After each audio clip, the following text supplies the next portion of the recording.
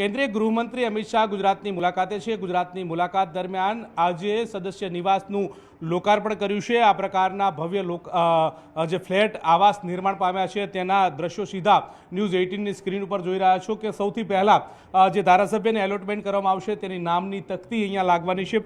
દિવાળીનું પર્વ હોવાના નાતે તમે જોઈ રહ્યા છો કે વિશેષ રીતે ફ્લેટને શણગારવામાં આવ્યા છે। જેવી તમે એન્ટ્રી કરશો ફ્લેટની અંદર તો આ પ્રકારનો વેઇટિંગ એરિયા જે છે તે જોવા મળશે, એટલે કે ધારાસભ્યોને જે વ્યક્તિઓ મળવા આવ્યા હશે તે અહીંયા બિરાજમાન થઈ શકે તે પ્રકારની વિશેષ વ્યવસ્થા આ ફ્લેટની અંદર ગોઠવવામાં આવી છે। આ ઉપરાંત ફ્લેટની વાત કરીએ તો ત્યાંથી ફ્લેટની સીધા તમે જશો તો ત્યાં ઓફિસ પણ આવી રહી છે, એટલે કે જે ધારાસભ્ય જે છે તે ધારાસભ્યની ઓફિસ જે છે તે પણ અહીંયા જોવા મળી રહી છે। એટલે કે ધારાસભ્ય જે છે તે અહીંયા બેસશે અને ત્યાંથી લોકોના પ્રશ્નોને સાંભળશે। જે રજૂઆત કરવા માટે આવ્યા હોય ગાંધીનગર ખાતે તેમની રજૂઆત અહીંયા બેસીને સાંભળી શકે તે પ્રકારની ફ્લેટની અંદરની વ્યવસ્થા કરવામાં આવી છે। સાથે સાથે ત્યાં ડ્રોપબોક્સ જે છે તે પણ મૂકવામાં આવ્યું છે કે જેથી કરીને લોકો અહીંયા આવે, તેમની વાત સાંભળે, તેમના પ્રશ્નો માટેની વિવિધ ફાઇલો પણ ગોઠવી શકે તે પ્રકારની વ્યવસ્થા છે। ટેલિવિઝનની વ્યવસ્થા કરવામાં આવી છે અને આ પ્રકારની સુવિધા હશે તેનું બોર્ડ જે છે તે પણ લગાવવામાં આવ્યું છે। મહત્વની વાત એ છે કે બગીચો છે, મલ્ટીપર્પઝ હોલ છે, કોમ્યુનિટી હોલ છે, સ્વિમિંગ પુલ છે, જિમ્નેશિયમ છે, ડાઇનિંગ હોલ છે, દવાખાનું છે, પાર્કિંગ છે,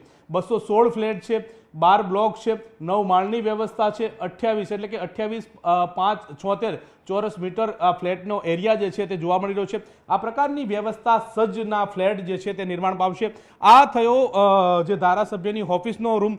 ત્યારબાદ તમે સીધા અંદર આવશો તો અંદર આવતાની સાથે જ અહીંયા મેન હોલ જે છે તે જોવા મળશે અને ત્યાં આ પ્રકારની વિશેષ વ્યવસ્થા એટલે કે આ પ્રકારના જે વ્યવસ્થા સાથેનો હોલ જે છે, લિવિંગ રૂમ જે છે તે જોવા મળશે। અહીંયા ધારાસભ્ય બેસી શકે, તેમના પરિવારજનો બેસી શકે અને પરિવારજનો બેસીને ટીવી પણ નિહાળી શકે તે પ્રકારની વ્યવસ્થા જે છે તે તૈયાર કરવામાં આવી છે અને આ પ્રકારની વિશેષ સુવિધા સજ્જ નો હોલ જે છે તે જોવા મળી રહ્યો છે। જેવા તમે થોડા અંદર આવશો ત્યાં ડાઇનિંગ એરિયા જે છે તે જોવા મળ્યો છે। ડાઇનિંગ એરિયાની પણ વિશેષ વ્યવસ્થા જે છે તે હોલની અંદર નિર્માણ પામી છે। ડાઇનિંગ એરિયાની એક્ઝેક્ટ પાછળ બાલ્કની, વિશેષ સ્પેશિયલ વાળી બાલ્કની જે છે તે પણ જોવા મળી રહી છે અને ત્યાં હિંચકો જે છે તે લગાવવામાં આવ્યો છે। અહીંયા બેસીને તમામ ધારાસભ્યો અન્ય ધારાસભ્યોને પણ નિહાળી શકે તે પ્રકારની વિશેષ વ્યવસ્થા જે છે તે જોવા મળી છે। એટલે કે મોટી બાલ્કની જે છે તેની સાથે તમામ જે આવાસ જે છે તે અહીંયા બેસીને જોઈ શકાય, નિહાળી શકાય, ગાર્ડન સ્પેશિયસ એરિયા જે છે તે નિહાળી શકાય તે પ્રકારની વ્યવસ્થા છે। આ પ્રકારનો જે કહી શકાય કે કિચન જે છે, એલ શેપનું કિચન જે છે તે પણ દર્શાવવામાં આવ્યું છે અને આ પ્રકારના કિચનની વ્યવસ્થા જે છે ત્યાં હોલની અંદર જોવા મળે છે। એલ શેપનું કિચન જે છે તે જોવા મળી રહ્યું છે અને આ પ્રકારની વ્યવસ્થા જે નવા આવાસ નિર્માણ પામ્યા છે તેમાં આ પ્રકારની વ્યવસ્થા સજ્જ જે છે તે જોવા મળી રહ્યા છે। આ ઉપરાંતની વાત કરીએ તો 4 જેટલા બેડરૂમ જે છે તે આ આવાસની અંદર જોવા મળી રહ્યા છે। એટલે કે આ પ્રકારના લક્ઝુરિયસ બેડરૂમ જે છે તે પણ નિર્માણ પામ્યા છે અને લક્ઝુરિયસ બેડરૂમ પણ તમે જોઈ રહ્યા છો કે આ પ્રકારના લક્ઝુરિયસ બેડરૂમ જે છે તે પણ જોવા મળ્યા છે। આ 1, આ 2, 3 અને 4 જેટલા બેડરૂમ જે છે તે પણ જોવા મળી રહ્યા છે। 2x2 નો બેડરૂમ જે છે તે જોવા મળી રહ્યો છે અને આ પ્રકારના વિશેષ બેડરૂમ સાથે કબાટની પણ વ્યવસ્થા છે કે જ્યાં વિશેષ કરીને જે ધારાસભ્યનો સામાન જે છે તે સચવાઈ રહે તે પ્રકારની વ્યવસ્થા છે।